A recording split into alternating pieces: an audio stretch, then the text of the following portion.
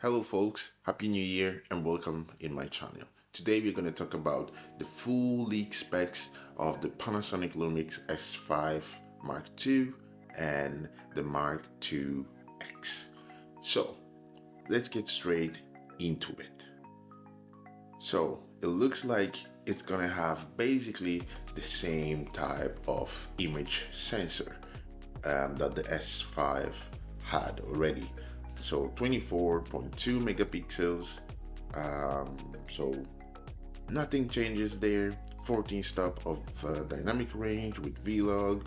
Then you will have JPEG, RAW, MOV, MP4, H.265, H.264, and here it's what we are gonna have the big change and why we have the fan inside. We're gonna have internally 6K 30 at 200 megabytes per second, LGOP 420 10-bit. We're gonna have C4K, so basically cinema 4K, so with in 17:9 aspect ratio at 60p 422 10-bit. And that's the difference from the Mark 1, because in the Mark 1 you couldn't have 10-bit in 60 internally at least.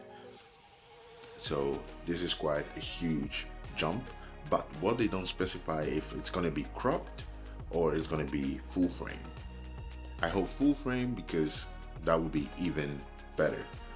And of course the 6K, I hope is going to be unlimited recording and not with the limit that they put on the S1, that it was like 15 minutes. That's a weird thing. And then the S1H had basically unlimited recording there, if I'm not mistaken.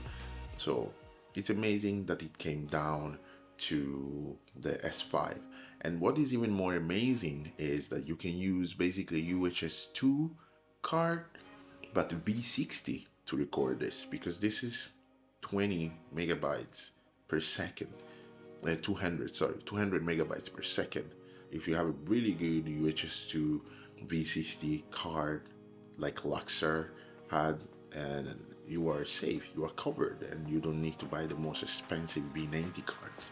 So Panasonic, you keep doing it, keep doing it. You are amazing for doing that. So it's gonna have the same basically EVF, but it will have a bump 220 frames per second, I believe, because I think on the S1 it stopped to 60, but I'm not 100% sure about that. I would have loved for them to basically give us a little bit higher, because I think it's a little bit soft, the EVF on the S5 Mark I, but let's see, maybe this one it's sharper. We will see. We will have basically the flip out screen, and it's literally I think the same that the S5 had, but I never had problems with it because I still use anyway a bigger monitor. I use the Blackmagic Video Assist 5-inch anyway, so I don't have any problems with that. But the amazing part of this S5 is this: we're gonna have a phase detect autofocus. Finally, Panasonic did it. Finally. Then the weirdest thing is that immediately after they write the DFD technology. So I don't know what that means, if they're gonna have a phase detect autofocus fused with the contrast detect autofocus, or what kind of weird thing are they gonna do there. But I just hope that it's not gonna be contrast based. It can't be contrast based anyway, but I hope they're not gonna have any weird thing going on there. Just give us clear autofocus, amazing autofocus, and everyone will love you, because Panasonic, you have one of the most amazing cameras around, but the autofocus is a little bit lacking behind, and that's why people tend to go to Canon and Sony. But if this really blows everyone's out and it blows everyone's mind, oh boy, Panasonic is going to be the leading again after a long time. So hopefully, finger crossed, is a good one. But even if it's not a good one, it's a good step to go because at least it's showing that Panasonic is listening, and they are really good on firmware updates, so we are not gonna have many problems there. And then if we keep going, the ISO is gonna be basically 100 to 51,000.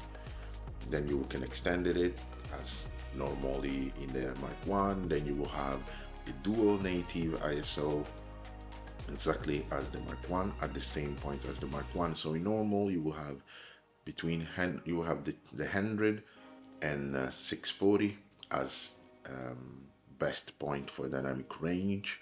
Then in Vlog you will have 640 and 4000 for better dynamic range. Then in HLG you will have 400 and 2500 as better dynamic range. Then we will have mechanical shutter normal, electronic shutter normal as we had, but here there is a huge change in photography mode. In continuous shooting speed, in mechanical we will have 9 frames per second. Cool. In electronic mode you will have 30 frames per second. So what does that mean?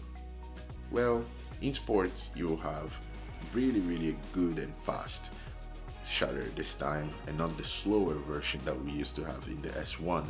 But well, since the sensor is the same, we have to wait to see the reviews and see the rolling shutter, because well, the sensor is the same, so it didn't have a bad rolling shutter, of course, but this is totally different speed from what we are used to see in the Mark 1. So let's see how it will perform.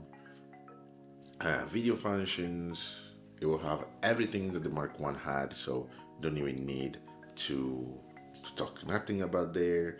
Then the USB-C will be a 3.2 Gen 2, as I was already talking about in the previous video. So amazing, we're gonna have the latest USB-C inside this camera, so thank you very much. Then we will have HDMI at 422 10-bit C cinema 4K 60p.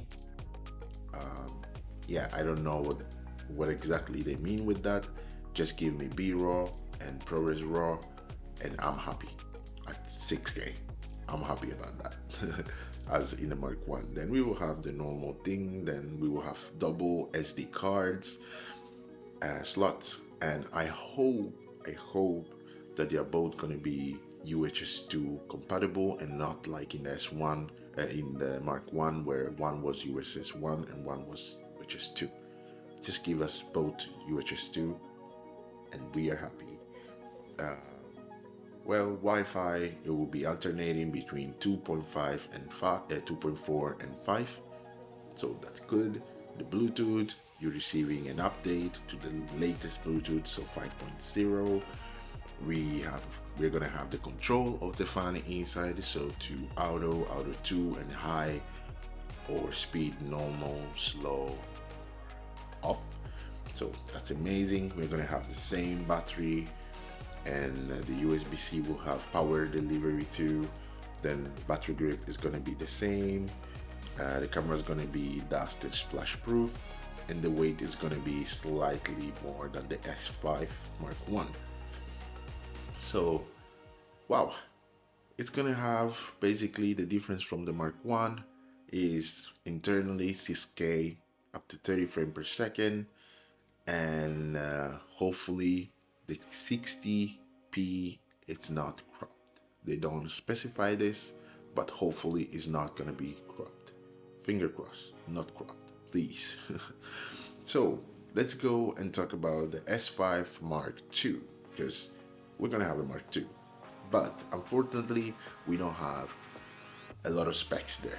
We are gonna have probably all the specs when it will be released, because nobody has released that, so we have a partial release of the specs. So we're gonna have the same sensor, so 24.2 megapixels.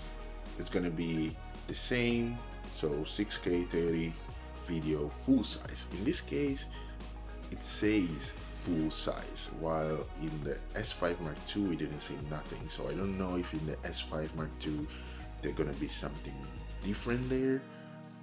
So I don't know, but here it says 4K 60p video but APS-C mode. Why? Like, why? So I don't understand if the S5 Mark II X is going to be more of a photocentric camera or a video-centric camera, or the other way around. I don't know, we will see. But I guess it's going to be more of the video-centric camera, because immediately after we have that is going to support ProRes, and they have it already in the GH6, so we know that they can put it in their system, and that's why they're putting it in this one. Personally, I don't care, because I will shoot anyway, probably mostly on the Blackmagic Video Assist if I need ProRes or Blackmagic RAW, and not internally. Internally, I will probably just shoot the 6K when I have clients work and I don't need the B-roll capabilities or stuff like that. So the vlog is completely fine for me. I don't care about ProRes. And then we will have all the things like Wi-Fi, USB, and wireline. So in the pictures that I showed earlier, I didn't see any LAN port. So I don't know where the LAN port is, but we will see when basically the camera will come out and people will start talking about it even more. And there will be a lens that they will release. They will release a new lens that it will come with the camera bodies if you want to, and that is the 14 to 28 f4 to 5.6 micro. It's quite nice. It's quite nice.